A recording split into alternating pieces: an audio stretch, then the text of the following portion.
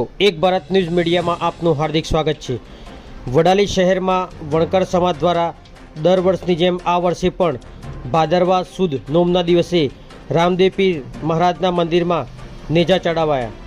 ભાદરવા સુદ નોમના દિવસે વણકર સમાજ દ્વારા ચામુંડા માતાજી મંદિર પાસે આવેલ રામદેવ પીર મહારાજના મંદિરમાં નેજા ચડાવાયા।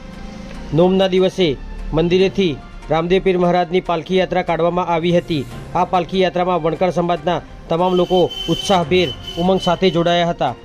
પાલખી યાત્રા રામદેવ પીર મહારાજના મંદિરેથી ડીજેના તાલ સાથે વાજતે ગાજતે નીકળીને આખા ગામમાં પરિભ્રમણ કરીને નિજ મંદિર સુધી પહોંચી હતી। પાલખી યાત્રામાં વણકર સમાજના દરેક બંધુઓએ પોતાના ધંધા અને રોજગાર બંધ રાખીને હર્ષોલ્લાસ સાથે પાલખી યાત્રામાં જોડાયા હતા। આ પાલખી યાત્રા મંદિર થઈને સ્ટેટ હાઈવે પસાર થઈને રેપડી માતાજી મંદિર પાસે લોકો મન મૂકીને ગરબાના તાલે ઝૂમ્યા હતા। ત્યારબાદ ત્યાંથી પ્રસ્થાન કરીને આંબેડકરનગર થઈને તમામ શેરીએ ફરીને શોભાયાત્રા નિજ મંદિર સુધી પહોંચી હતી।